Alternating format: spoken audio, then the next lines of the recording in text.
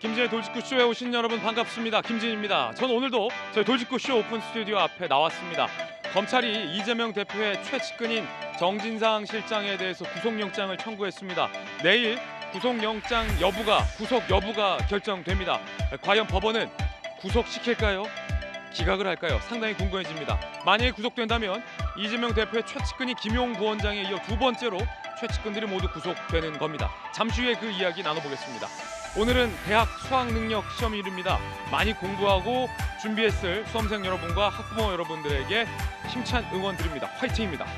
저는 비가 오나 눈이 오나 매일 아침 이곳에서 여러분을 기다리겠습니다. 김진의 돌직구쇼 지금 라이브로 시작합니다. 잠깐만요.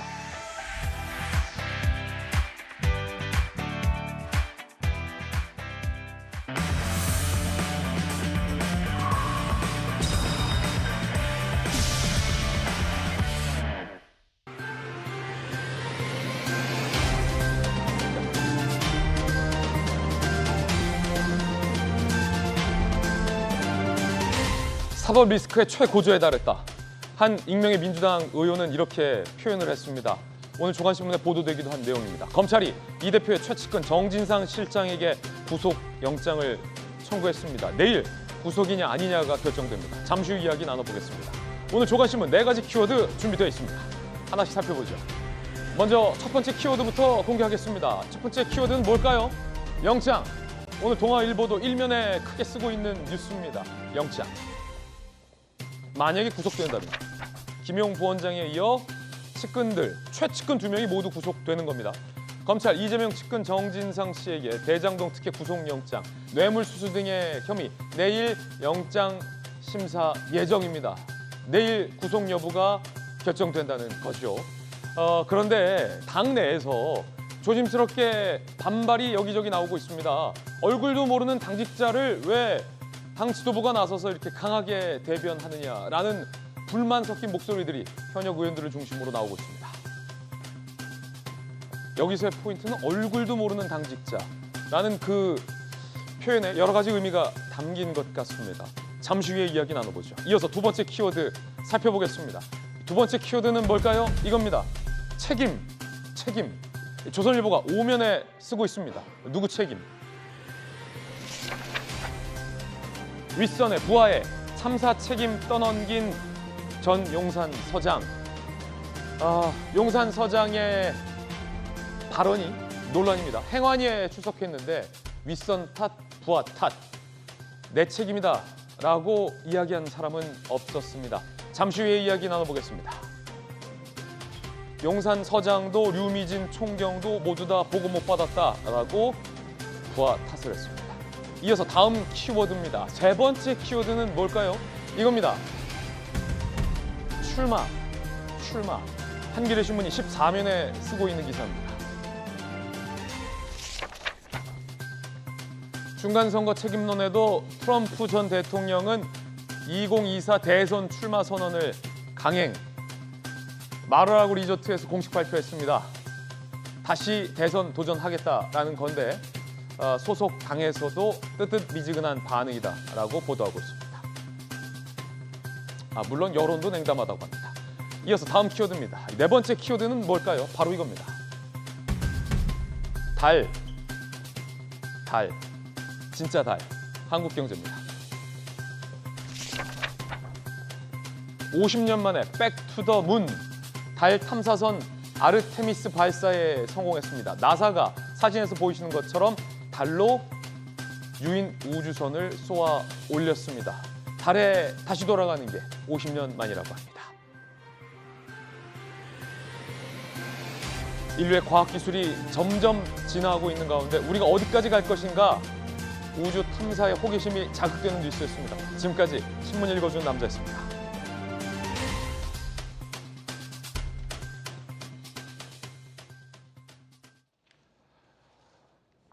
오늘 아침 함께하신 분들 소개해드리겠습니다.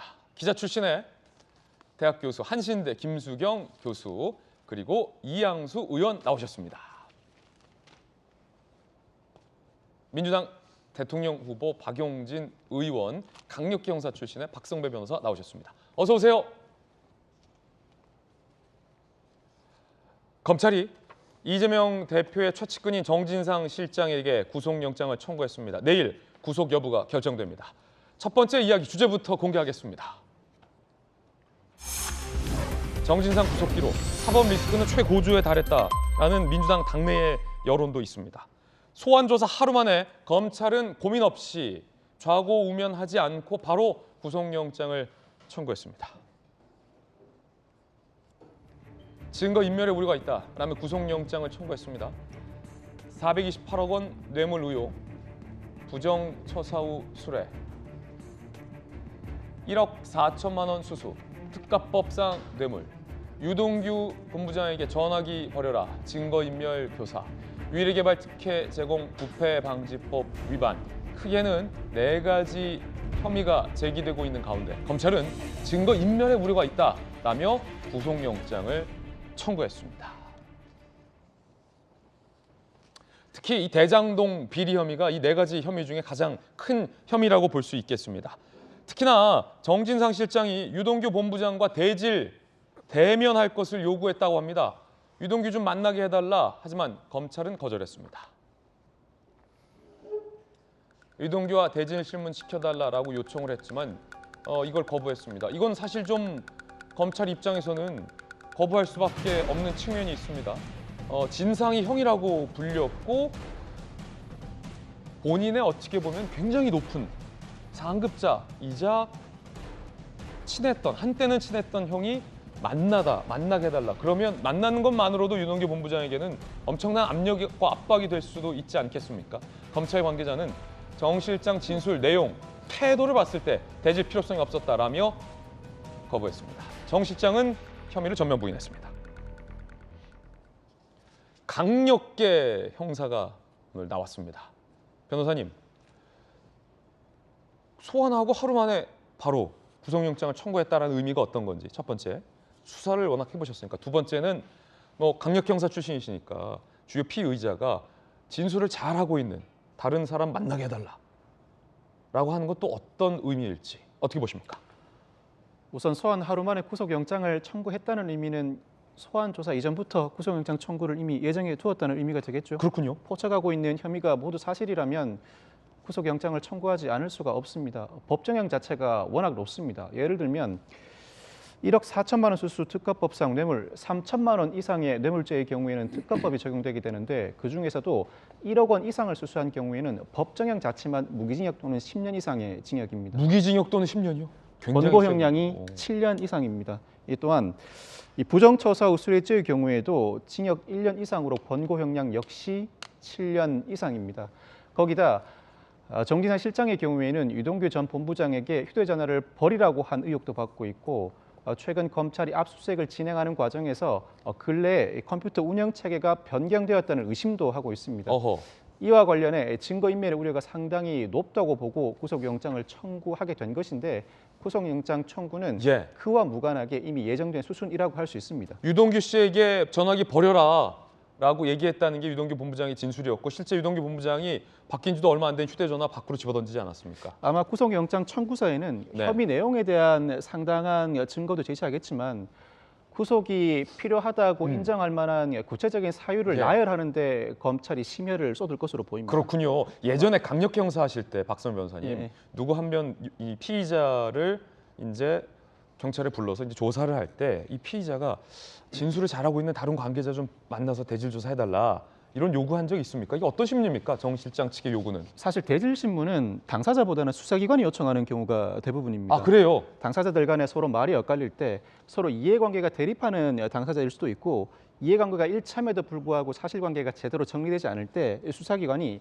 사실관계를 온전하게 정리해내기 위해서 대질 신문을 먼저 요청하는 경우가 통상은 수사기관이 먼저 요청한다. 그렇지만 이 사건의 경우에는 정진상 실장이 객관적인 물증 없이 당사자의 진술만으로 수사가 진행되는 데 대한 불만의 표출, 대질 신문을 하는 과정에서 충분히 나의 주장이 받아들여질 수 있다는 인식하에 대질 신문을 요구한 것으로 보입니다. 이 특히나 김용 부원장의 경우는 정치자금법 위반으로 정진상 실장이 받고 있는 뇌물 등 혐의와 죄명은 다르지만 금품 수수 여부가 쟁점이 되었다는 점에서 동일합니다. 그런데 객관적 물증이 없다고 하지만 김용 부원장의 경우에는 이미 구속이 됐습니다. 검찰이 나름대로는 상당 부분 수사를 진행해 왔는데 이 상태에서 단순히 묵비권을 행사하는 정도만으로는 구속영장 발부를 피할 수 없다고 보고 적극적으로 반박하는 과정, 그 일환으로서 대질신문 요청을 한 것으로 보이고 그러면 대질신문 요청한 거는 유동규 본부장을 보겠다 이런 겁니까? 대질신문을 하는 과정에서 아마 정진상 실장 입장에서는 허위 사실을 주장한다든지 아니면 지나치게 부풀려서 주장한다고 인식하고 대질신문을 하게 되면 나름대로는 사실관계가 상당 부분 정리될 수 있을 것이다라는 기대를 가지고 있는 것 같습니다. 검찰 입장에서는 굳이 그럴 필요가 없다고 판단할 수밖에 없는 상황이고 그렇군요. 특히나 이 뇌물죄의 경우에는 어떠한 직무 관련성이나 대가관계가 인정되어야 하는데 당시 나의 지위나 역할에 비추어 볼 때 그와 같은 돈을 받는다고 해서 요청을 들어줄 만한 지위에 있지 않았다 등의 사정들을 적극적으로 피력을 해야 합니다.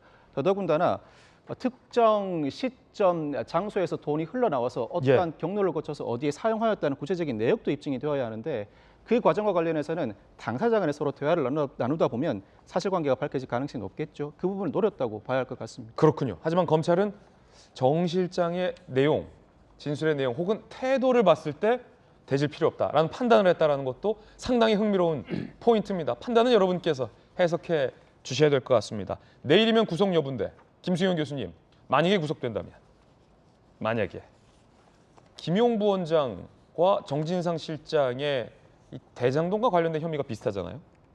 특히 이제 검찰은 대선 자금 아니냐, 불법 정치 자금 아니냐라고 의심을 하고 있습니다만 돈을 받았다. 대장동 일당에게 비슷하기 때문에 김용 부원장은 구속이 됐잖아요. 이재명 대표의 최측근 2명을 꼽으라면 2사람인데 만약에 정 실장이 내일 구속된다면 최측근 2분 다 오른팔 왼팔 2분 다 모두가 구속되는 거잖아요.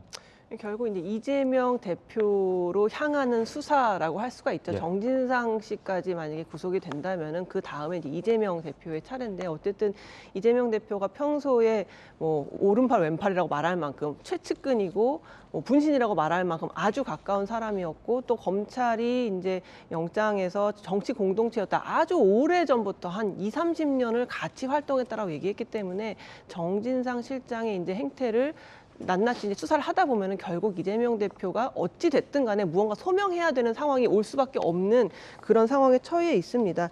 지금 이제 이재명 대표가 이제 정진상 실장에 대해서는 무죄일 것이다, 무죄일 거라고 믿는다라고 지금 얘기를 하고 있거든요. 사실 어떻게 보면은 유동규 씨까지는 이제 버렸다고 할까요?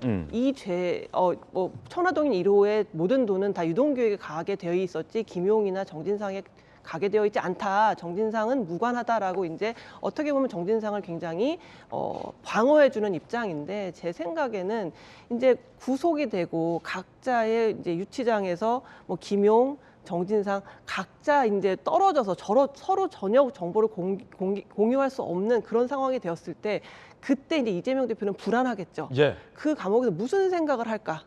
과연 내가 연루됐다는 거를 불까? 안 불까? 이런 것들을 고민하게 될 거 아닙니까? 그렇기 때문에 차마 정진상에 대해서는 나랑 무관하다.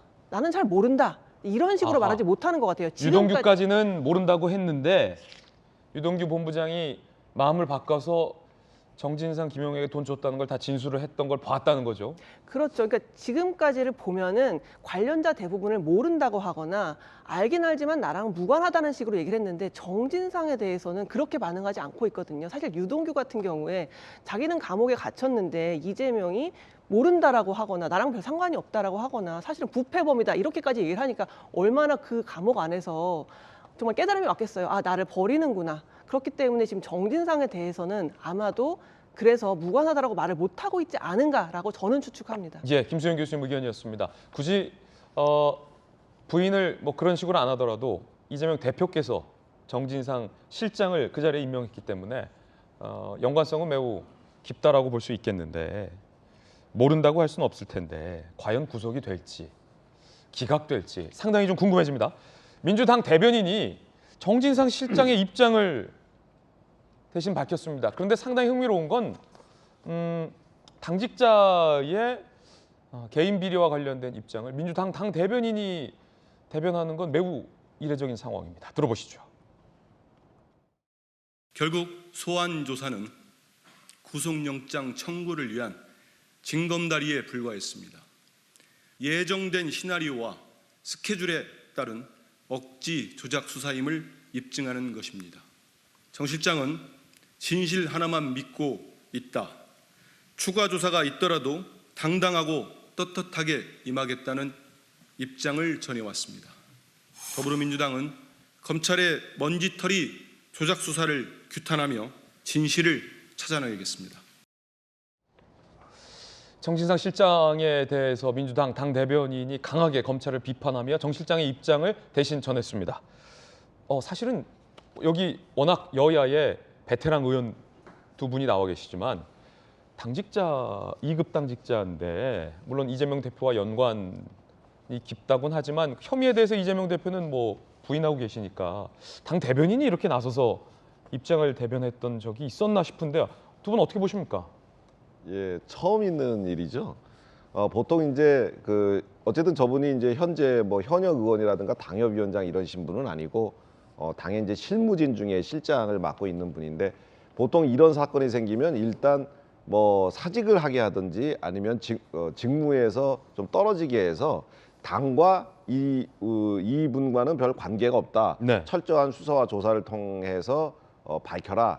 우리 당은 이 문제와는 관련 없이 깨끗하다. 네. 이렇게 하는 것이 보통 대개의 그 정치권의 문법인데. 태도였죠. 근데 정진상 우리 실장 같은 경우에는 이재명 대표의 뭐 최측근이라서 그런지는 모르겠습니다만 정진상 대변인 한민수 대변인이 아니고 지금 그러니까 정진상 대변인 같아요. 더불어민주당의 대변인이 아니고 정진상 실장의 대변인처럼 지금 말씀하고 계시거든요. 사실 그 대변인은 공당의 입입니다. 네. 그 한 개인으로서는 뭐 그 위치가 어떨지 몰라도 당의 입이기 때문에 굉장히 그 말에 중요하고 그리고 지금 민주당이 처한 것이 지금 많이 있지 않습니까? 현역 의원들도 여러 가지 수사선상에 지금 오르고 있거든요. 어떻게 당 대변인이 어찌 보면은 그런 그 현역 의원들한테 그런 일이 생기면 당 대변인이 이제 나서서 왜 정치 탄압이다, 야당 탄압이다 이렇게 하는 건데 오히려 현역 의원들은 개인적인 일이니까 알아서들 하라고 하고 뭐 잠시 후에 저희 얘기 나눠보겠지만 노웅래 의원이 압수수색 받았는데 당 대변인 논평은 안 나왔는데 예. 정 실장에 대해서는 당 대변인이 이렇게 근데 오히려 오. 한참 그 선출직도 아닌 그 실무자의 문제에 대해서는 당 대변인이 하루에 논평을 2번씩 내고 있는 예. 것은 만약에 이재명 대표가 전혀 연관성이 없다면 이런 식의 대응은 하지 말아야죠. 뭐 뭔가 연관이 있으니까 이게 혹시 정진상 실장을 통해서 이재명 대표한테까지 오는 거 아니냐라고 하는 그런 그 걱정 때문에 저렇게 하는 것 같은데 굉장히 예리한 포인트인데 예. 노웅래 의원 관련해서는 당 공식 논평이 안 나왔는데 오히려 정진상 실장 관련해서 구속영장이 청구되자 당 대변인 2차례 논평한 건 이례적이다. 그리고 이런 식이 자꾸 되면 민주당 의원들이 당 대표한테 이제 등을 돌립니다. 사실 얼마 전에 민주당 의총에서 네. 당 지도부가 그 대장동 관련한 거를 갖다 자세히 설명하려고 하다가 의원들이 그런 걸 왜 얘기하느냐, 왜 우리 의원들한테 그런 것까지 설명하느냐 해가지고 예. 항의받은 적도 있다고 들었는데 그런 식으로 의원들이 오히려 선출직 의원들 야당 탄압 뭐 이런 식으로 당의 단일 대우를 해야지만 이 위기를 헤쳐나가지 않겠느냐 이렇게 얘기할 수 있는데 그 실무자급 그 보호에 너무 열을 올리니까 오히려 의구심이 더 증폭되지 않을까 하는 생각이 듭니다. 예.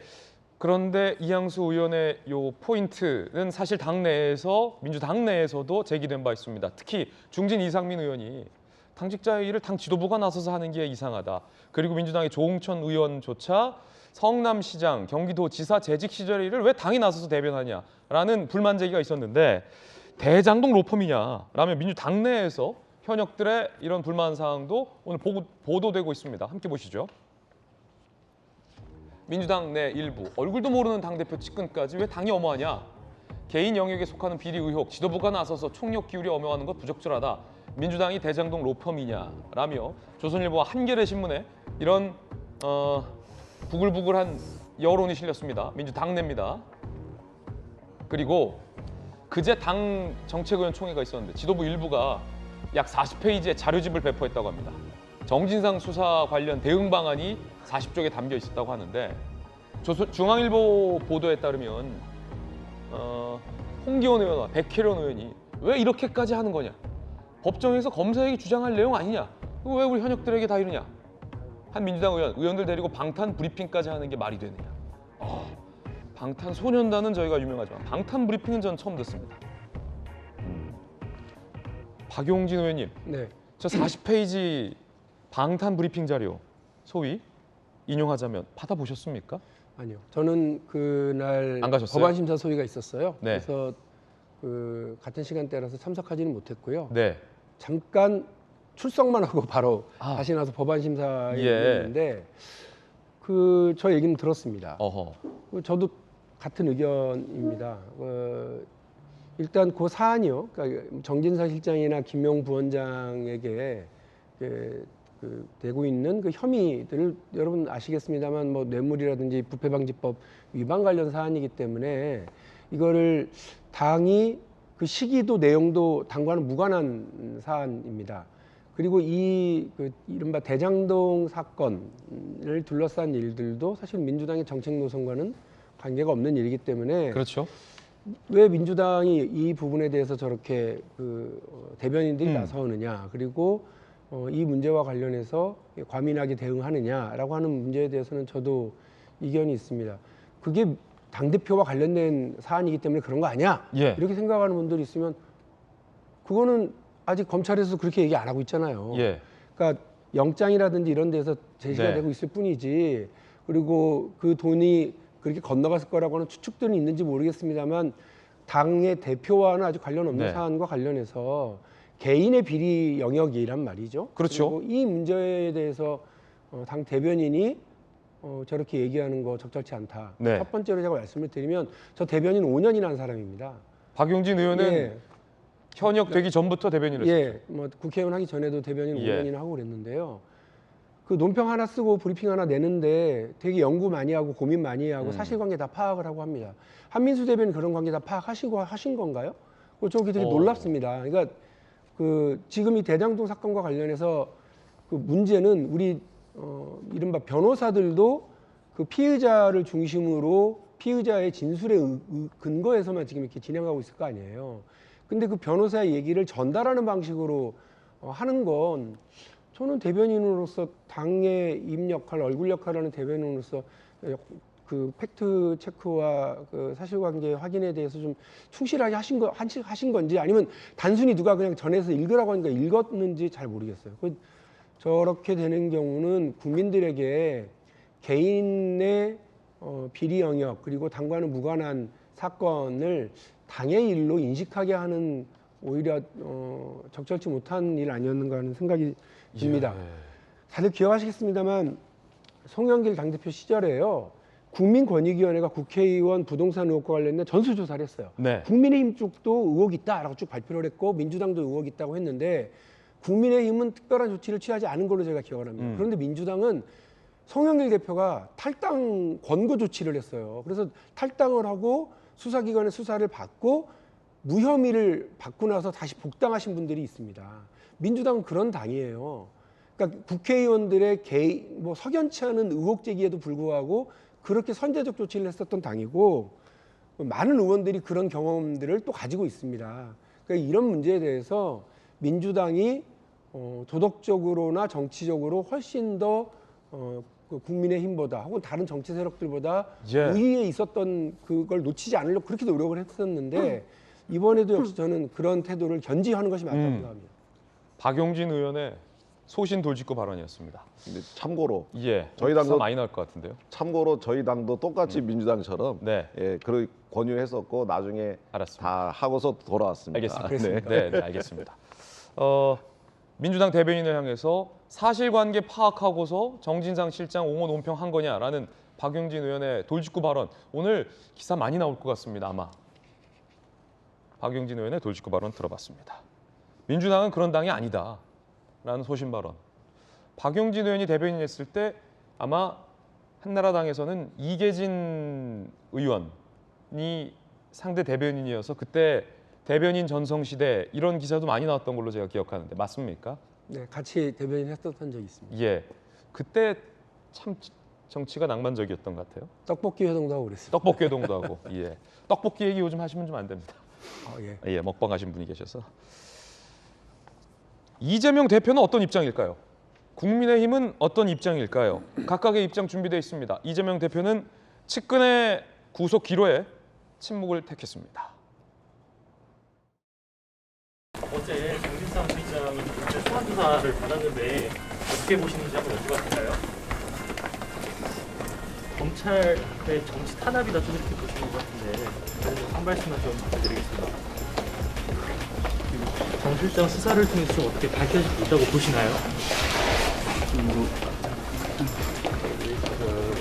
이쪽에 있는 정 실장님 검찰의 대표님이랑 정치 공동체라고 적시됐다고 하는데 한 말씀만 좀 부탁드려보겠습니다. 앞서 검찰이 좀 이렇게 소설을 쓰고 있었다 좀 이렇게도 말씀 주셨었는데 한 말씀만 좀 부탁드리겠습니다. 오늘 그 서문금융 지원원이니까요. 취재에 맞게 질의를 주시기 답변하는데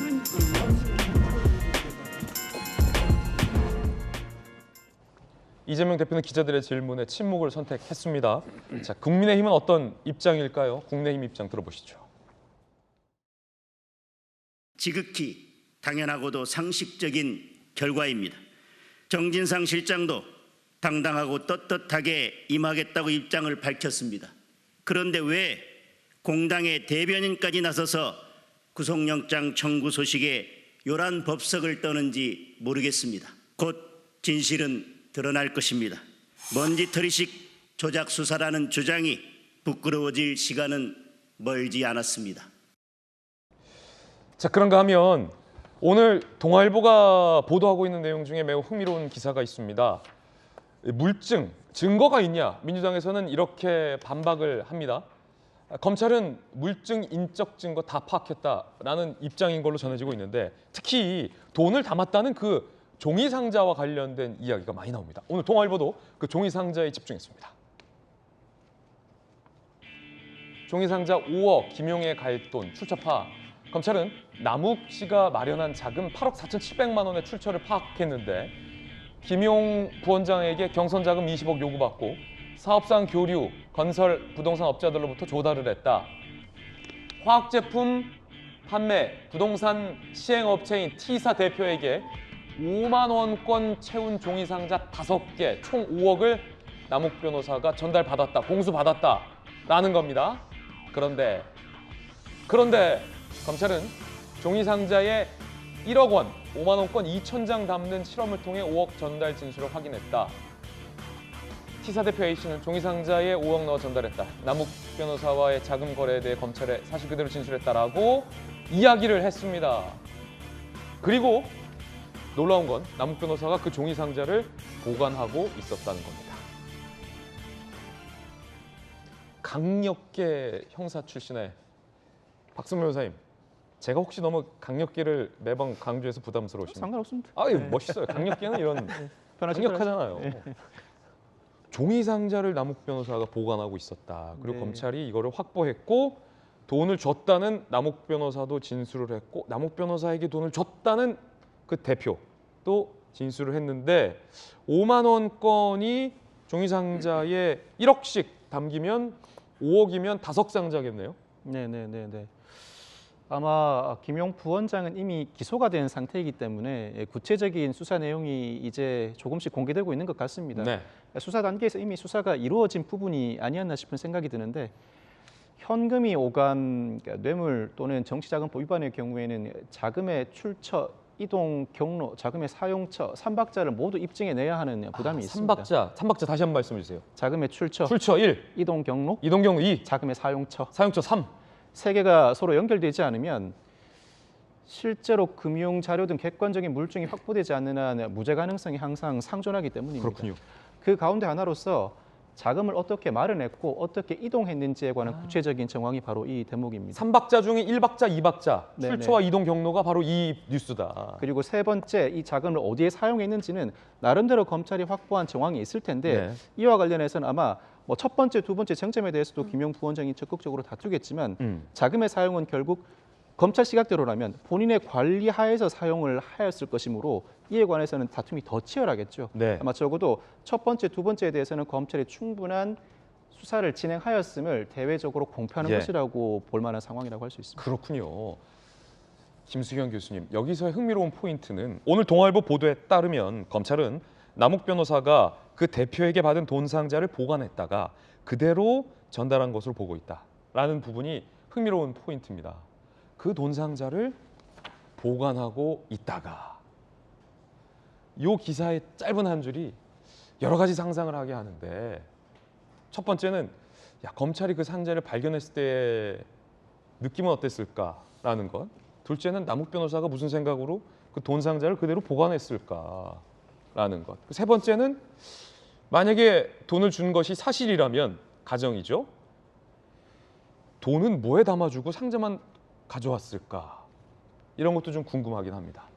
변호사잖아요, 남욱이. 그렇다 보니까 자기가 돈을 건넸다라는 것에 대한 어떻게든 증거든 기록을 남겨두고 싶었을 거예요. 어쨌든 뭐 배달 사고가 날 수도 있는 것이고 받은 사람이 부인할 수도 있는 것이기 때문에 자기가 돈을 건넸다라는 증거를 뭐 수첩에 기록을 하든 상자를 가지고 있든 어떤 식으로든 증거를 확보해 놨기 때문에 아마 상자를 안 버렸을 것 같은데 지금 이재명 대표 혹은 정진상 측에서는 계속 물증이 없이 진술만 가지고 소설을 쓰고 있다라고 주장을 하고 있는데 생각해 보십시오. 이 사건은 만약에 이재명 대표의 유죄가 밝혀지면 진짜 민주당이 해체되는 수준의 사건이고요. 예. 만약에 검찰이 이걸 무리하게 엮여가지고 무죄가 나오고 검찰이 무리하게 수사를 했었다라고 되면 검찰이 아주 치명적인 타격을 입기 때문에 거의 뭐 검찰이 해체될 수준. 거의 해체될 수준이에요. 그렇기 때문에 검찰이 물증 없이 이 수사를 할 수가 없어요. 예. 물증이 없다면 뭐 영장도 칠 수가 없고 재판에 기소도 못하기 때문에 분명히 이제 물증을 갖고 있을 것이고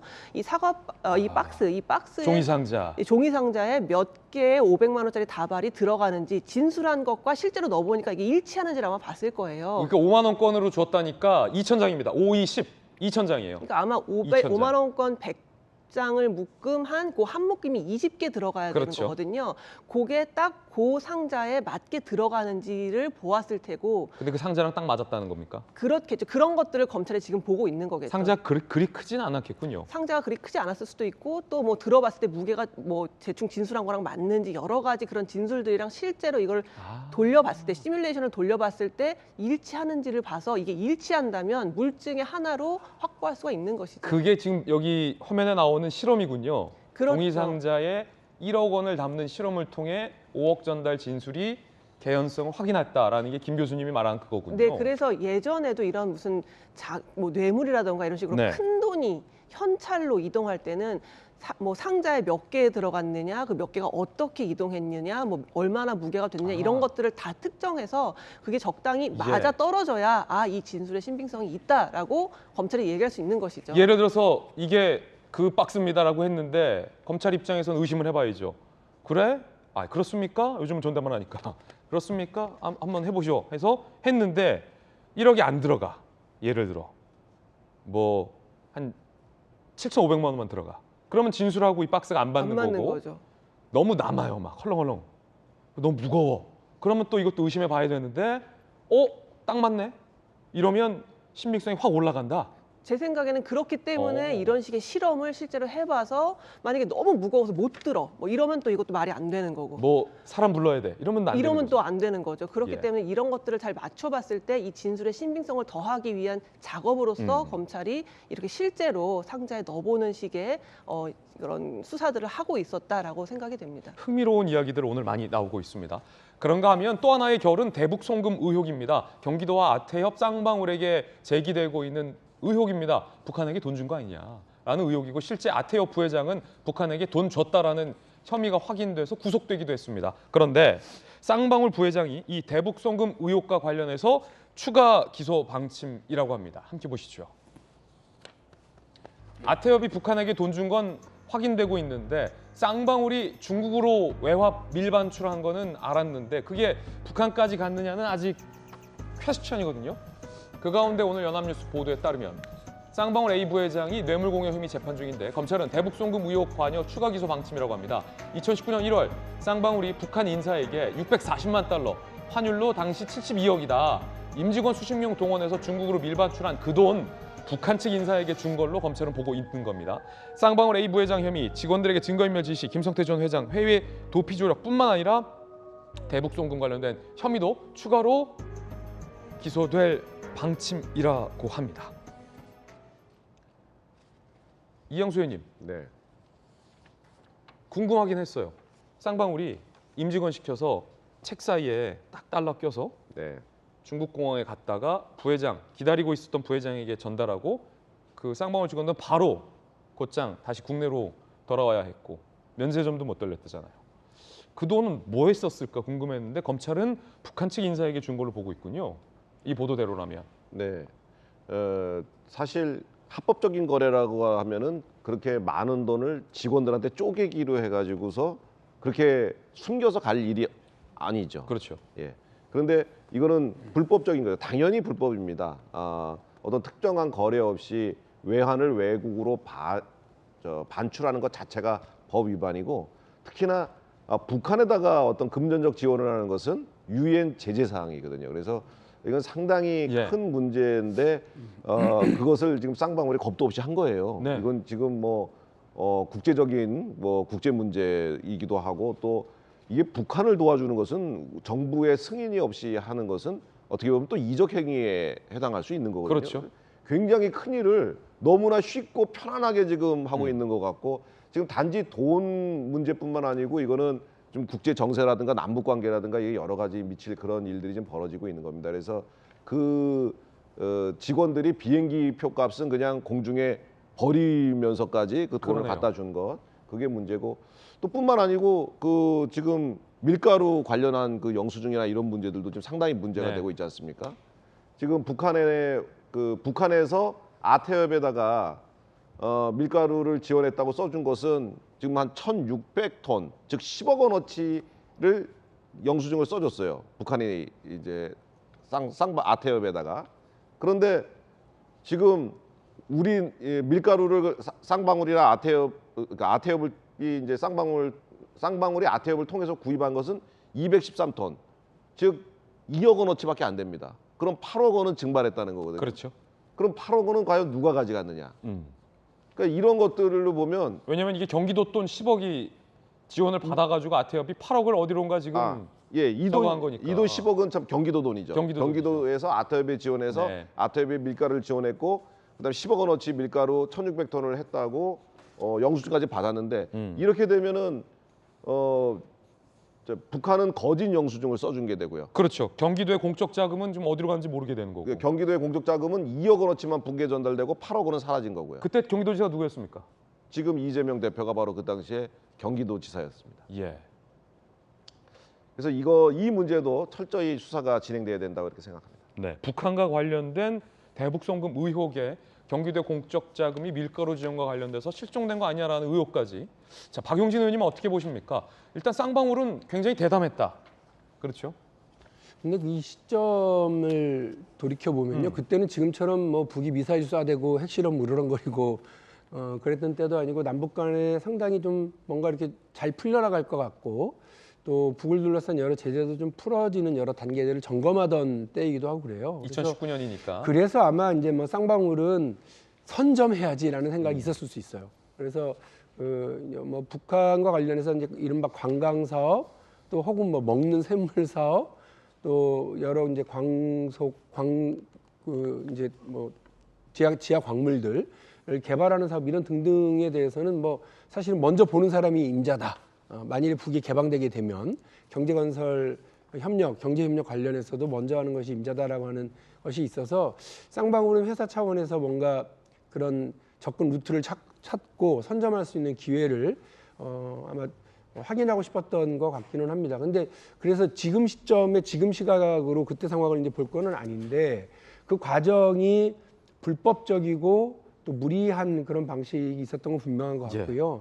이 부분과 관련해서 뭐 검찰이나 수사 당국이 뭐 정확하게 내용을 들여다 보긴 하겠습니다만, 아까 우리 이양수 의원님께서 겁도 없이라고 하는 표현을 하셨거든요. 조금은 이렇게 좀 뭐랄까요, 디테일하지도 않고, 그리고 약간 좀 너무 이렇게 일방적 추진 이렇게 좀 했었던 것 아닌가 싶기도 하거든요. 쌍방울로서는 이 문제를 둘러싼 이 법적 책임, 네. 뭐 공방, 이 상당히 심각한 수준까지 갈 수도 있겠구나 하는 생각입니다. 두 분 의원 들어봤습니다. 이번엔 저희가 준비한 다음 순서인데 이 뉴스 말고 뜨거운 소식들이 오늘 사실 많습니다. 그래서 세 가지 뜨거운 소식만 일단 엄선을 해봤습니다. 노웅래 의원의 뇌물 혐의 압수수색 뉴스를 포함해서 과연 어떤 뉴스들이 선정됐을지 함께 보시죠. 자, 오늘 핫쌈 첫 번째 주인공은 아무래도 노웅래 의원입니다. 민주당의 중진 의원인데 뇌물 혐의로 압수수색을 받았습니다. 그런데 이정근 씨가 구속됐어요. 뇌물과 관련해서 그 금품 수수의 연장선상에서 나온 압수수색이라고 해서 궁금증이 증폭되고 있습니다. 함께 보시죠. 노웅래 의원 뇌물 혐의 압수수색. 의원회관 사무실, 지역구 마포 사무실, 자택 이 세 가지 모두 다 압수수색 영장이 나왔습니다. 그런데 압수수색 영장에는 뇌물과 정치자금법 위반 혐의가 적시돼 있었습니다. 과연 어떤 뇌물 혐의일까? 2020년 7월 민주당의 전당대회 직전 당시 최고위원 노웅래 의원에게 사업가 박모 씨 6천만 원을 건네며 청탁을 했다. 태양광 사업 편입봐달라. 국토부 장관 만나게 해달라 등의 의혹이 제기됐습니다. 돈 전달 당시 상황이 담긴 녹음 파일도 검찰은 확보한 걸로 전해지고 있습니다. 그런데 이 사업가 박모 씨가 이정근 전 사무부총장에게 9억 4천만 원을 제공한 그 사업가와 동일합니다. 청탁 대가로 9억 4천만 원을 받은 이정근 사무부총장 구속됐죠. 이정근 알선수재 정치자금법 위반으로 구속. 그런데 그 박 씨를 조사하는 과정에서 노웅래 의원에게도 돈 건넸다라는 진술을 확보하고 법원은 압수수색 영장을 발부했습니다. 강력계 형사 출신의 박성배 변호사님, 사실 깜짝 놀랐습니다. 어제 뉴스 속보가 뜨고 노웅래 의원이 뇌물 혐의로 압수수색? 그런데 돈 준 사람이 이정근 사무부총장이 돈 준 사람? 이 사건은 이정근 전 민주당 사무부총장 사건을 조사하는 과정에서 정황이 포착됐다고 해요. 네. 그렇지만 검찰은 노웅래 의원이 이미 박 씨 측과 친분이 있는 상황이다 보니까 이 사건 자체가 이정근 전 부총장과 직접 관련되지는 않았다고 보고 있긴 합니다. 그런데 두 사건은 결이 다소 다릅니다. 그 이유가 돈을 건넨 것으로 의심받고 있는 박 씨 측이 입장을 달리할 가능성이 있습니다. 아, 그래요? 그 이유가 이정근 전 부총장의 경우에는 특가법상 알선수재와 정치자금법 위반 혐의로 구속 기소됐습니다. 알선수재는 공무원이 아닌 자, 즉 이정근 전 부총장이 공무원의 직무에 관해서 알선을 해주겠다는 명목으로 돈을 받을 때 성립합니다. 알선수재는 돈을 받은 사람은 처벌받지만 돈을 준 사람은 처벌하는 규정이 없습니다. 박 씨는 상당히 자유롭게 관련 진술을 구체적으로 할 수 있습니다. 이정근 부총장에 대해서는? 그렇지만 노웅래 의원의 경우에는 뇌물죄와 정치자금법 위반 혐의를 받고 있습니다. 뇌물죄는 받은 사람, 수뢰자도 처벌되지만 준 사람, 증뢰자도 처벌됩니다. 그래요. 특히 6천만 원이 건네졌다면 양형 기준상 적어도 준 사람에게도 징역 1년 6월 이상은 선고하기를 권고되고 있습니다. 조사하는 과정에서 자료가 현출되면 박 씨 입장에서도 당장 줬다고 진술하지 않을 수 없겠지만 향후 구체적인 진술을 얼마나 더 적극적으로 할지가 의문입니다. 아마 이정근 전 부총장 사태로 촉발된 여러 혐의들 수사가 확대될 가능성이 있는데 그 과정에서 돈을 주었다는 박 씨가 어떠한 진술을 할지도 일종의 포인트가 되지 않을까 싶은 생각입니다. 이 확실히 이제 수사를 많이 해본 강력 형사 출신의 박성은 변호사가 나오니까 상당히 구체적인 포인트들이 짚어지고 있습니다. 그런데 검찰이 상당수 정황을 확보한 것 같습니다. 사업가 박 씨의 아내를 통해서 돈이 전달됐다라는 돈 전달 경로까지 보도되고 있습니다. 2020년 7월 돈 전달 당시 사업가 박모 씨 부부가 지인 A 씨의 차량을 타고 국회의원회관을 방문했다. 어떻게 무슨 차를 타고 어디를 갔는지가 벌써 특정이 됐습니다. 동아일보와 조선일보 보도에 따르면 A 씨는 사업가 박모 씨 수행원 역할이었는데 노웅래 의원 만나러 가야 한다고 해서 박 씨와 부인 태우고 국회 다녀왔다. 박 씨 부인만 건물 안으로 들어갔다. 노 의원을 만난 것으로 기억한다. 특수체육학과 대학 교수 부인은 민주당 측 인사와 평소 친분이 있었다라는 얘기까지 벌써 취재가 되고 있습니다. 김수경 교수님, 상당히 구체적인 당시의 상황에 대해서 관련자들의 진술도 벌써 언론 보도가 되고 있습니다. 아내가 A 씨의 차를 타고 국회의원회관을 가서 노웅래 의원을 만났다라는 그 수행 역할을 했던 분의 진술. 그래서 검찰은 아내를 통해서 노웅래 의원에게 전달한 것 아니냐라는 의심. 원래 그 박 씨라는 분의 부인이 그 노웅래 의원하고 원래 가까운 사이였다고 하더라고요. 그래서 지금 굉장히 구체적인 진술이 나왔죠. 그 수행원 역할을 했던 사람이 박 씨 부부가 같이 국회의원 회관으로 가가지고 부인만 노웅래 의원 의원실에 가서 돈을 전달한 것으로 지금 얘기가 나오고 있는데요. 지금 이정근 사무부총장이 평소에 이제 자기가 이렇게 뭐 장차관이라던가 국회의원이라던가 유력자들을 알고 있다 그런 식으로 해서 이제 막 돈을 받아서 이제 횡령한 그 받은 혐의로 지금 이제 구속 기소가 되어 있는 상황인데 지금 이걸 파다 보니까 너무나 많은 그 민주당 인사들이 관련이 있는 거 아니냐는 의혹이 계속 나오고 있어요. 그래서 이게 아마 좀 확대될 수 있는 가능성도 더 윗선으로 올라갈 수 있는 가능성도 있는 것 같고요. 지금 노웅래 의원 같은 경우에는 어쨌든 자기는 이게 사실 무근이고 검찰의 야당 탄압이라고 이제 이야기를 하고 있거든요. 이제 민주당 대변인이 어떻게 좀 방어해주는 그 논평이 안 나와서 좀 섭섭할 것 같다는 생각도 좀 듭니다. 민주당 대변인단은 노웅래 의원 관련해서는 논평을 안 했다. 네, 전혀 논평을 하지 않고 있죠. 정진상보다 못한가 봐요. 그러니까 논평을 하지 않고 있는데 어쨌든 지금 노웅래 의원은 지금 야당 탄압이다라고 얘기를 하고 있는데 혐의점이 있기 때문에 검찰이 수사를 하는 것을 탄압이라고 말할 수는 없을 것이고 본인을 수사하는 게 어떻게 야당에 대한 탄압이 될 수가 있겠습니까? 본인이 야당을 대표하는 것도 아닌데 그렇기 때문에 범죄 그 국회의원이라는 신분은 범죄 면허가 아니잖아요. 어떠한 혐의에 대해서도 수사를 받지 않을 수 있는 면허가 아니기 때문에 성실하게 조사를 받으면 만약에 사실 무근일 경우에는 무죄가 나올 것으로 생각합니다. 자, 이 건에 대해서는 노웅래 의원이 강력 반발하고 있고 압수수색을 받았다고 해서 혐의가 확정되는 것이 아니기 때문에 노웅래 의원이 뇌물을 받았다라고 단정해서는 안 된다는 말씀 드리겠습니다. 노웅래 의원은 강력 반발하고 있습니다. 노 의원 입장입니다. 물적 증거 없이 피의자 진술에만 의존해 압수수색한 건 저희를 가진 기획수사다.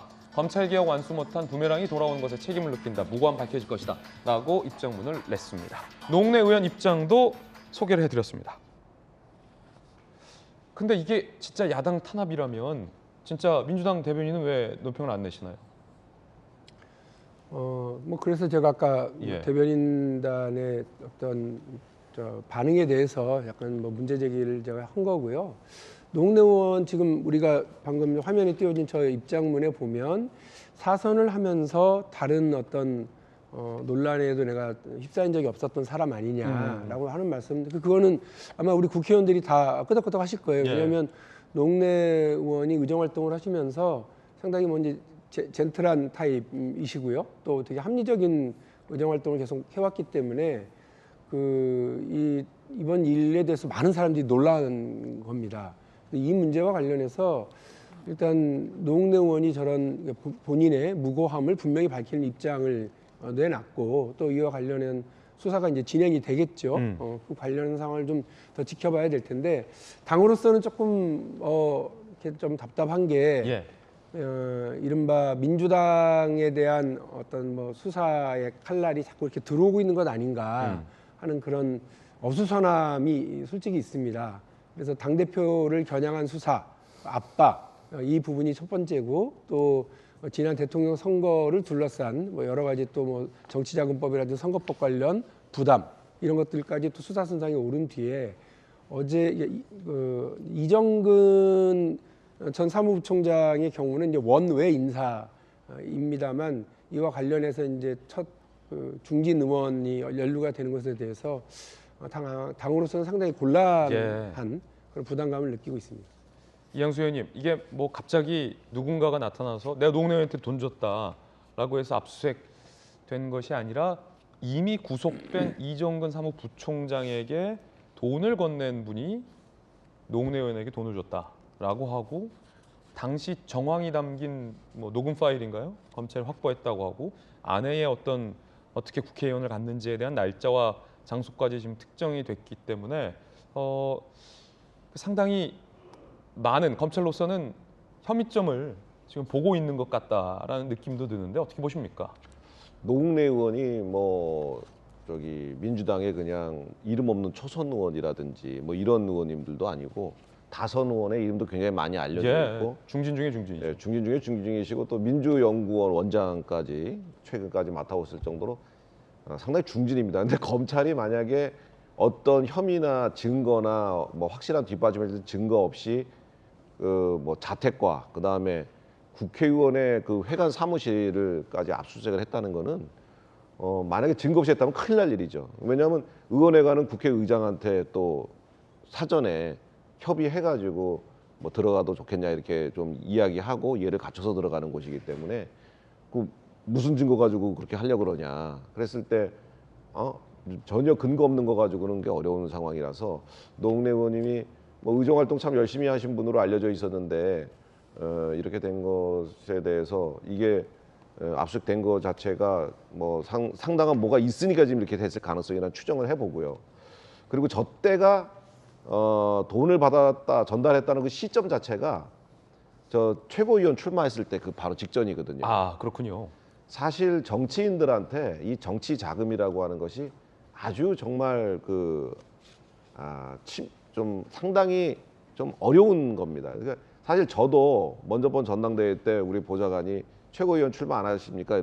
이러더라고요. 그래서 제가 그러면 선거 비용은 좀 대줄래? 그랬더니 농담 삼아. 출마 안 하시는 게 좋겠습니다. 그랬거든요. 그 정도로 돈이 많이 든다. 저희 당원이 300만 명이 넘습니다. 근데 문자 한 통에 10원으로 치고 예. 한 번 보내면 3천만 원 듭니다. 그렇게 나요? 문자 5번만 보내면 1억 5천이 그냥 듭니다. 1억 5천이면은 제 국회의원으로서 1년간 받을 수 있는 예. 후원금이거든요. 그러니까 지금 후원금 받아갖고 각 의원들이 아마 지역 관리 이렇게 근근히 할 텐데 이제 최고위원 선거라든가 이걸 나가게 되면 추가적으로 몇억 원의 그러네요. 돈이 필요하죠. 문자만 보내겠습니까? 예, 근데 이거는 정치자금으로 받을 수가 없거든요. 그러면 그 돈은 철저히 자기 돈으로 나가야 되는데 돈 있는 분들만 나가서 이제 그걸 할 수가 있게 되는 거죠. 당세 경선의 경우는 돈이 많이 든다. 그래서 이제 그런 거 하기 전에 출판 기념회도 하고 이렇게 해서 뭐 그런 걸 확보하는 분거나 이제 그 여러 가지 방책을 하는데 어쨌든 그 전당대회라든가 최고위원 선거 이런 거 나갈 때 그 자금 같은 것들을 보다 투명하게 하는 제도도 사실은 정치인들 입장에서는 필요하다고 예. 생각합니다. 자, 여러 가지 이야기 들어봤습니다. 아직은 단정할 수 없다라는 말씀 거듭 드리면서 두 번째 뜨거운 소식은 어떤 소식이 준비되어 있을지 바로 만나보시죠. 이임재, 류미진, 용산 서장과 당시 상황실을 이탈한 류미진 총경 어제 국회에 나왔습니다. 그런데 내 책임이다. 잘못했습니다. 라고 본인 책임을 인정하는 분은 아무도 없었습니다. 먼저 이임재 전 용산 서장 이야기부터 들어보시죠. 참사가 일어나고 40분 동안 어떤 보고를 받았고 어떤 지휘를 하셨는지 그리고 서울청이나 상부에는 어떤 보고를 하셨는지 궁금합니다. 그날 밤 제가 이태원 참사 관련해서 단 한 건의 보고도 받지를 못했습니다. 제가 이태원 참사 상황을 알게 된 것 시점은 23시경입니다. 21시 57분경에 아시는 것처럼 녹사평역에 도착해서 당시 현장 관리하고 있던 일리 상황실장에게 상황을 물었습니다.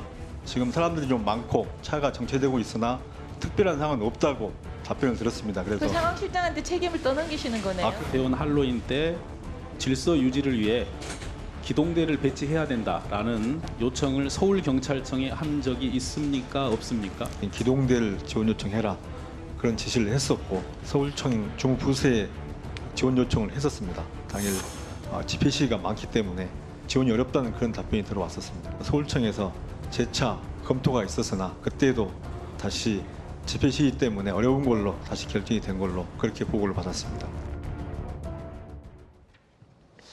많은 조간신문들은 방금 들으셨던 이임재 전 용산서장이 아래 직원 탓, 윗선 탓을 했다라고 비판하고 있습니다. 상황실에서 나에게 제대로 보고를 안 해줬다. 그리고 사전에 기동대 요청이 있었지만 요청이 받아들여지지 않았다. 아래 탓, 윗 탓을 했다는 겁니다. 하지만 아래 탓, 윗 탓을 아무리 해도 이임재 전 서장이 왜 그렇게 뒷짐을 지고 늑장 대응을 했고 본인의 윗선에게 제대로 보고를 안 했는지에 대해서는 책임이 지워지지는 않을 것 같습니다. 어떻게 들으셨습니까? 김수영 교수님.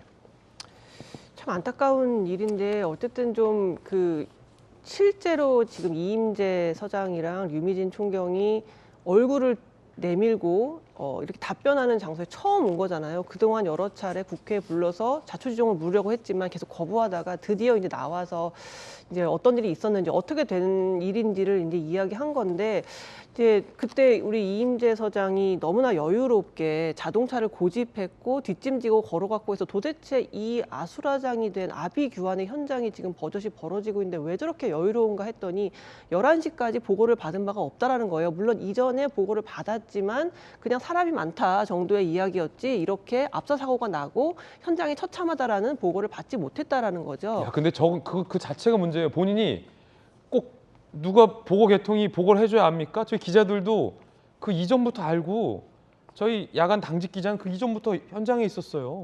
그러니까 이게 뭔가 그 이태원에 대해서는 아예 신경을 안 쓰고 있었지 않았나 싶어요. 그러니까 뭔가 이태원 사람들이 많이 몰릴 것이고 헬로윈이고 혹시 많이 몰리면 사고가 있을 것이라는 생각 자체를 못 하고 있었다는 생각도 들고요. 또 지금 새롭게 드러난 게 서울청에 기동대를 투입시켜달라고 사전에 이야기한 바가 있었는데 그게 시위가 많아가지고 거부당했다라는 얘기가 나오고 있잖아요. 그러니까 지금 어떻게 보면은 현장에서 보고를 못 받은 것 그리고 내가 미리 사전에 기동대 파견을 요청했지만 파견이 되지 않은 것 이런 것들이 다 이 참사를 불러일으킨 원인이다라고 얘기를 하고 있는데 약간은 좀 떠넘기식으로 보여요. 네. 사실은 어쨌든 그 관할을 책임지는 것은 일선에서 책임지는 것은 용산 서장이기 때문에 뭐 보고를 못 받았다, 미리 사전에 그렇게 요청을 했는데 제대로 오지 않았다, 이제 이런 것들이 굉장히 무책임하다는 생각이 들고 또 이게 서울청하고의 약간 갈등 관계가 있을 수 있습니다. 서울청에서는 당초에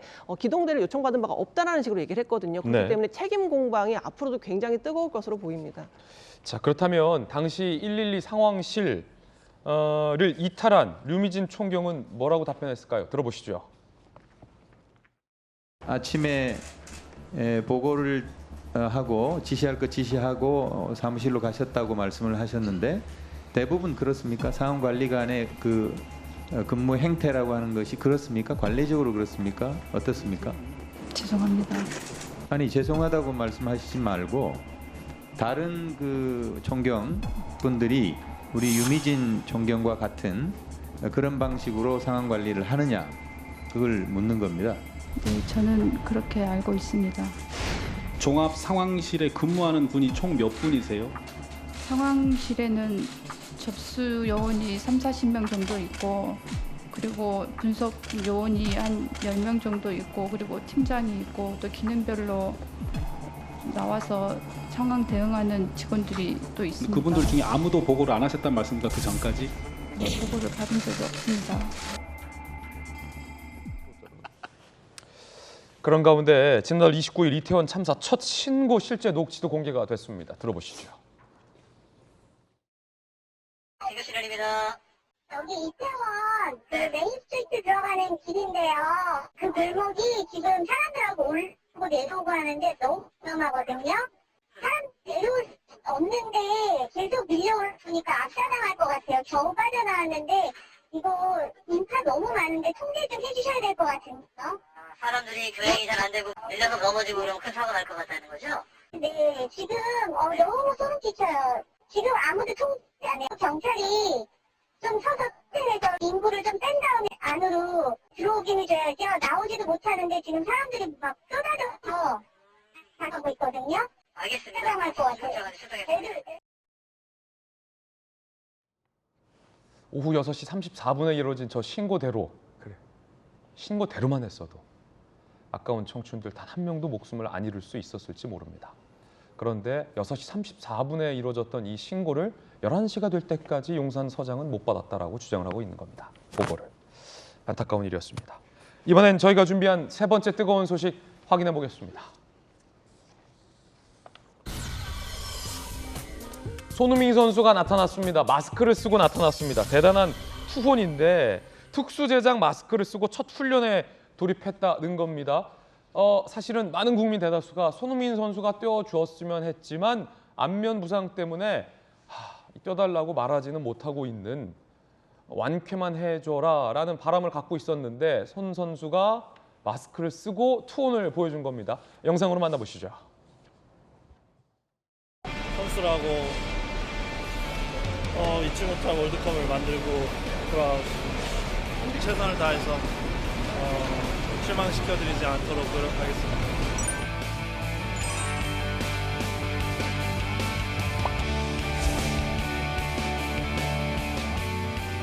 날씨가 조금 덥다 보니까 땀이 많이 흘리는 거 빼고는 선수들은 어느 정도의 위험을 항상 가지고 경기 플레이를 하거든요. 어디까지는 그 위험을 감수하는 거는 제가 하는 거기 때문에.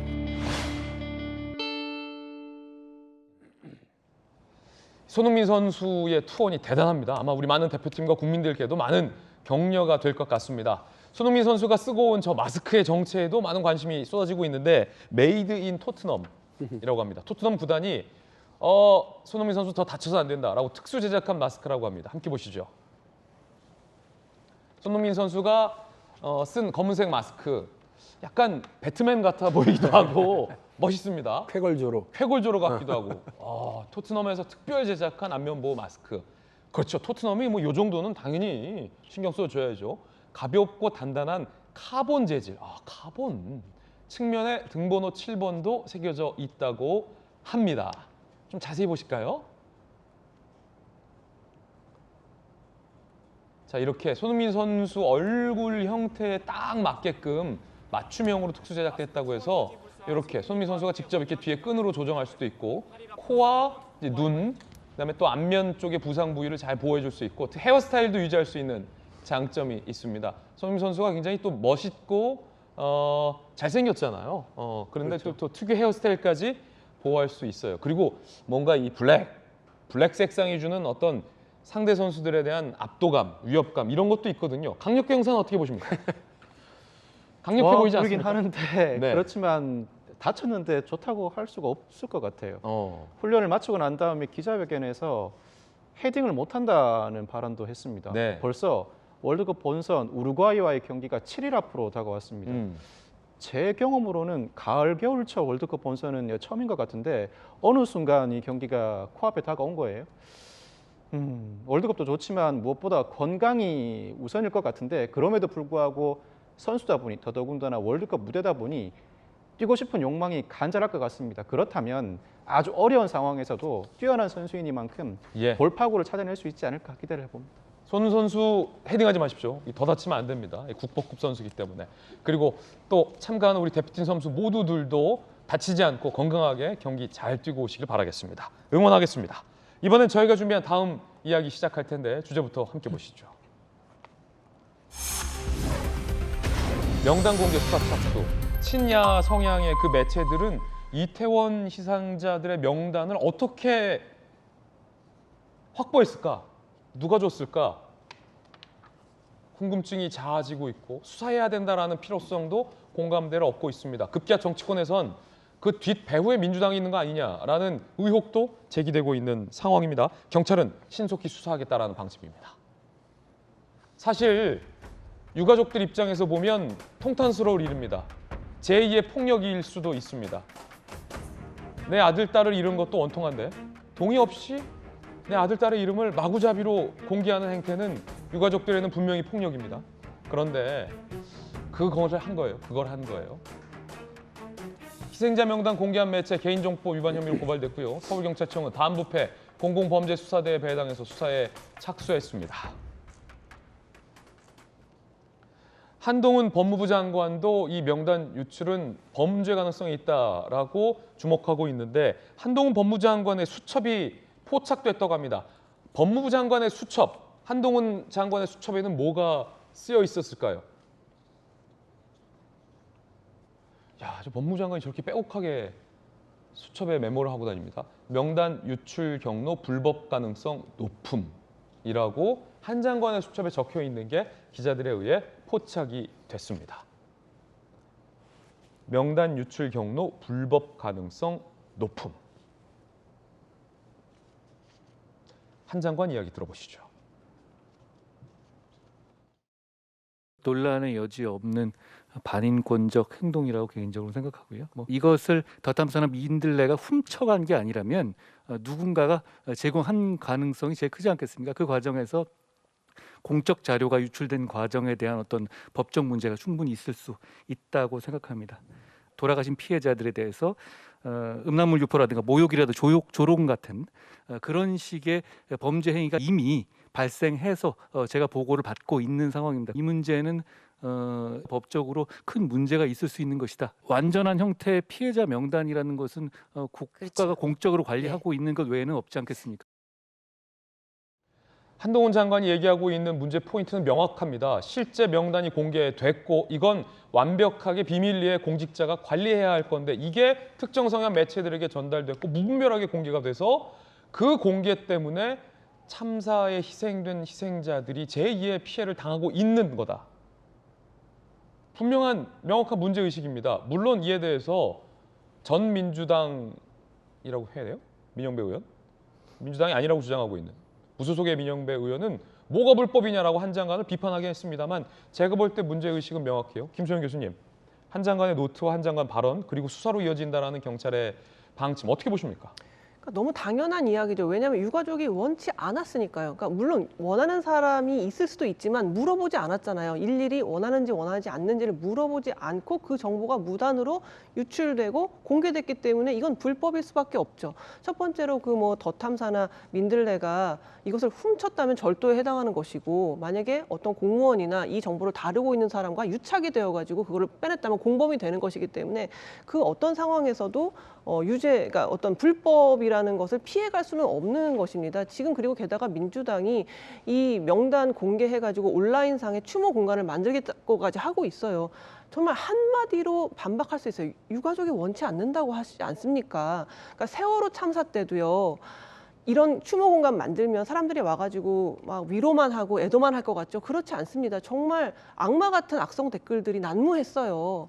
그럴 때 정말 와 인간이란 정말 무엇인가 환멸이 들 정도의 그런 댓글들이 난무했는데 이번 사건도 마찬가지로 그런 식의 추모 공간을 만들면 사람들이 와서 애도만 할까요? 정말 세상에는 별의별 사람들이 많기 때문에 이걸 조롱하고 정말 이런 사람들이 많이 있을 거란 말이죠. 근데 유가족이 그 명단을 공개하는 걸 원치 않았어요. 원치도 않았는데 내 아이의 이름이 인터넷에서 막 돌아다니면서 어떤 식으로 희롱당하고 훼손당할지 알 수 없는데 그런 행위가 지금 실제 이루어지고 있다는 게 한동훈 장관이 보고받았다는 거 아닙니까? 실제로 그런 일이 있다는 보고를 받고 있다는 거 아닙니까? 그런데 도대체 그들이 뭔데 무슨 권리로 유가족의 동의도 없이 그런 이름들을 막 함부로 공개합니까? 정말 있을 수 없는 일이고 이유는 하나 아닙니까? 윤석열 정부가 이름 없이 사진 없이 추모하는 건 진정성이 없다라는 비판. 아니 뭐 이름이 없다고 해서 추모할 수 없습니까? 사진이 없다고 해서 추모할 수 없습니까? 그리고 만약에 그게 정말로 정당한 비판이라면 일일이 확인하셨어야죠. 우리가 이름이 없고 사진이 없어서 진정한 추모를 못하고 있다. 그렇기 때문에 혹시 동의하시느냐고 모두에게 물어봤어야죠. 근데 아무에게도 묻지 않고 일방적으로 이렇게 공개하면서 그 공개하는 글에는 이 정부를 규탄하기 위해서는 이게 불가피하다. 이해해달라. 어떻게 이걸 이해합니까? 정말 저는 이거는 이러한 간단한 불법적이고도 반인권적인 것에 대해서까지 합의가 안 되는 사회라면 어떻게 같이 삽니까? 저는 그런 생각이 들거든요. 이 정도면 같이 못 산다? 이 정도에 대해서는 이건 잘못된 일이다라고 합의가 돼야 우리가 건강한 사회인데 아니다, 이게 뭐가 잘못이냐고 하는 사람이랑 우리가 어떻게 같이 살겠습니까? 정말 너무나 기본적인 인권에 대한 것인데 이것에 대해서조차 합의가 이루어지지 않는다면 정말 우리 사회의 미래는 정말 불행하다. 그런 정말 암울한 생각이 듭니다. 명단을 공개한 매체는 명단을 공개하고 떡볶이 먹방까지 했습니다. 통탄할 일입니다. 자, 정치권에서는 배후에 민주당이 있는 거 아니냐라는 주장도 나왔고요. 민주당에서는 음모론이다라는 반박도 나왔습니다. 그런데 이 담론을 처음 꺼낸 건 정치권에서 이재명 대표입니다. 이름을 공개해야 한다는 겁니다. 그런데 이 대표는 정작 침묵하고 있습니다. 김기현 의원 이야기부터 들어보시죠.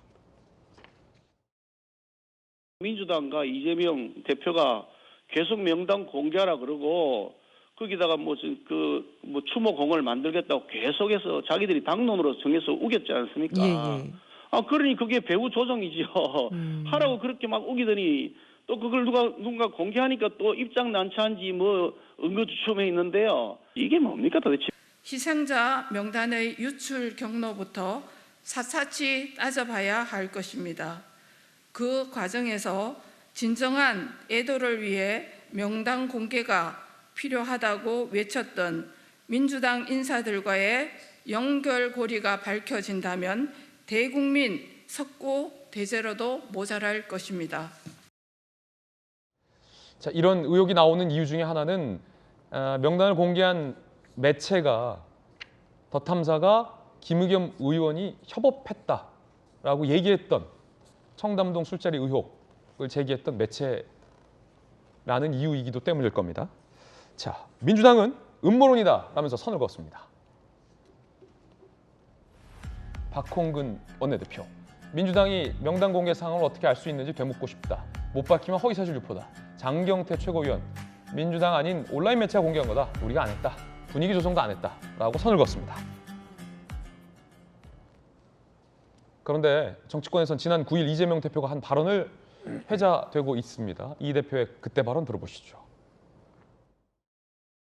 이름도 영정도 없는 곳 국화 꽃책에만 지금 분양이 이루어지고 있습니다. 내 아들의 이름과 얼굴을 가리지 말라는 오열도 들립니다. 세상에 어떤 참사에서 이름도 얼굴도 없는 곳에 온 국민이 분양을 하고 애도를 합니까? 이름과 영정을 당연히 공개하고 진지한 애도가 있어야 됩니다.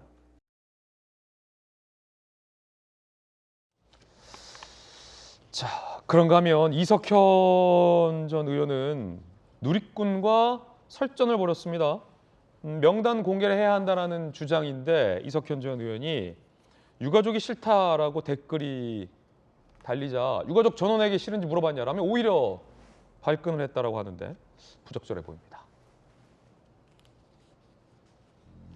이석현 의원, 세월호나 9.11처럼 희생자 떳떳하게 밝혀 국가 책임을 확실해야 한다. 명단 공개 찬성 입장을 올리자 누리꾼이 유가족이 싫다는데 무슨 역사적 참사냐. 그러자 이석현 전 의원, 유가족 전원에게 물어봤냐.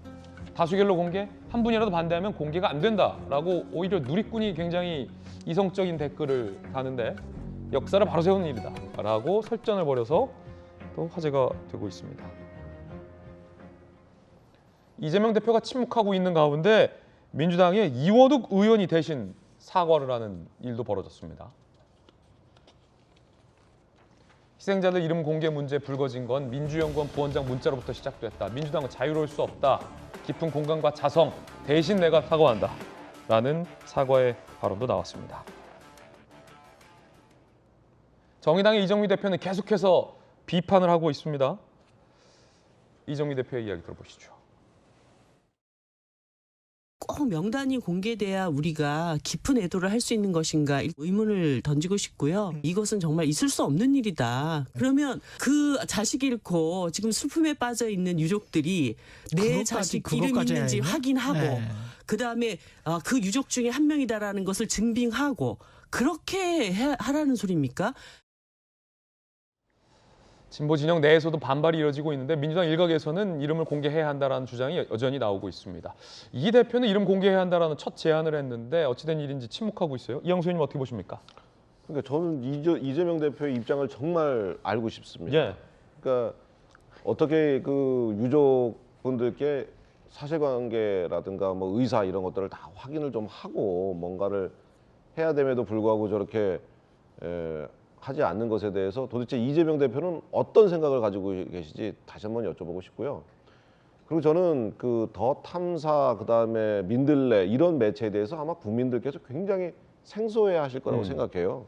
그런데 아마 이번 일을 통해서 이번 사건을 본인들이 벌리면서 엄청나게 인지도를 높여서 앞으로 뭐 수입에는 뭐 큰 도움이 될지 모르겠습니다만 이 처벌을 나중에 어떻게 받아야 될지 저는 그 처벌 수위도 좀 신경이 쓰입니다. 왜냐하면 나중에 처벌 얼마 받아봐야 뭐 별거 아닌 뭐 이렇게 약한 처벌 받는 대신에 뭐 큰 돈 벌 수 있으면 이런 거 할 수 있다 이런 생각으로 했다면 정말 천인공노할 그런 행동이라고 좀 보여지고요.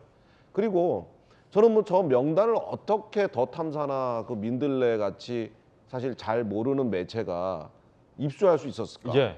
뭐 이렇게 그 큰 언론사라든가 정보력을 많이 가진 그런 매체도 저건 공무원들만 딱 가지고 있는 거기 때문에 어떤 그 공무원들 통해서 그걸 확보하지 않으면 안 되는 건데 저 그렇게 큰 정보력이나 그런 게 없는 데에서 어떻게 저걸 확보할 수 있었을까 하는 그런 의혹도 있습니다. 그래서 민주당에서 너무 이렇게 해도 공개해야 된다는 분위기 너무 이렇게 좀 불러일으켜가지고 그렇게 해도 괜찮을 듯한 이 사회 분위기 만든 거에 대한 책임도 있고 또 명단 유출에 관한 그런 것도 우리가 철저히 규명해봐야 된다 이렇게 생각이 듭니다. 박윤진 의원님. 애초에 이제 저런 논란이 나올 때 제 입장은 그거였어요. 최근에 제가 수원 세모녀 그 사건 때 그 아무도 빈소를 차리거나 이분들의 장례식을 책임지지 못하고 있을 때 수원시가 이제 빈소를 마련을 하고 이제 공적으로 이 문제를 처리를 하겠다고 해서 제가 거기에 조문을 갔습니다. 근데 우연히 제가 그 빈소를 차리고 첫 번째 조문객이었어요. 정말 참담한 건 뭐냐면 영정도 없고 이름도 없어요. 그럼에도 불구하고 그게 오히려 더 슬퍼거든요. 왜냐하면 그분들의 이름과 얼굴을 공개하고 싶지 않은 뭐 직접적인 유족은 아닙니다만 다른 친인척분들도 있고 수원시의 배려도 있고 그랬던 것 같습니다. 영정과 이름이 없다고 그래서 그 죽음의 어이없음과 슬픔이 뭐 작아지진 않는다고 저는 생각을 해요. 만일에 영정을 공개하고 이름을 공개하겠다고 한다고 하면 희생자분들의 이거는 이제 이거를 주관하는 지방자치단체라든지 중앙정부가 유족들의 의사를 확인해서 그렇게 이제 진행을 해야 될 문제입니다. 그렇죠. 근데 이거에 이제 사실은 영정을 공개하지 않는 것이 국가의 책임이 작아지거나 가려지거나 작아지는 그런 문제가 아니거든요. 그건 그것대로 있는 건데 이 문제를 가지고 너무 이렇게 집착을 하게 되면 참사의 정쟁화 그리고 슬픔의 정쟁화로 흘러버리기 때문에 이 부분에 대해서는 되게 신중해야 된다고 생각을 합니다. 정치권에서 당연히 정쟁해야 돼요. 왜? 책임을 분명히 해야 되니까. 그리고 이런 일이 다시 재발하지 않도록 하기 위해서 그 책임을 놓고 묻고 따지고 싸워야 돼요. 그건 민주당이 열심히 해야죠. 그러나 그런 문제가 아닌 누가 봐도 이 문제를 좀 이용하려고 그러나 더 이렇게 극대화시키려고 그러나 이런 문제에는 민주당이 얼씬도 하지 말아야 되는 것 아닌가 하는 생각이 듭니다. 박용진 의원의 돌직구였습니다. 이번엔 저희가 준비한 다음 이야기입니다. 주제 공개하죠. 빈곤 땡땡땡 도깨법. 장경태 의원이 김건희 여사에게 빈곤 포르노 화보 촬영을 하고 왔다라고 발언해서 논란이 뜨겁습니다. 여당의 여성 의원들이 반발을 했습니다. 그리고 민주당의 이상민 의원도 지적을 했습니다. 민주당 의원들이 내뱉은 상식 이하의 여성 비하 발언, 저질스러운 성적 비하 발언은 김건희 여사에 대한 인격 살인일 뿐 아니라 나아가 대한민국의 국격 살인이기도 하다. 장경태는 즉시 국회의원직을 사퇴하라. 우방에 대한 우호 외교를 비하하고 국격을 파괴하는 더불어민주당은 장경태를 즉시 최고위원직에서 사퇴시키고 출당시켜라. 아시다시피 이재명 대표께서 형수 욕을 하는데 그 욕도 다 사전에 나와 있습니다. 사전에 안 나오는 단어는 없습니다. 이제 아프리카에서 그런 활동을 한 소위 오드리 헵번이나 안젤리나 졸리나 또 우리나라 배우들 정우성 또 김혜자 이런 배우들이 다 그러면 포르노 배우란 말입니까? 이런 활동을 굳이 그런 용어를 쓴다는 것 자체는 지금 활동을 굉장히 폄훼하려는 의도가 아닌가 싶고요.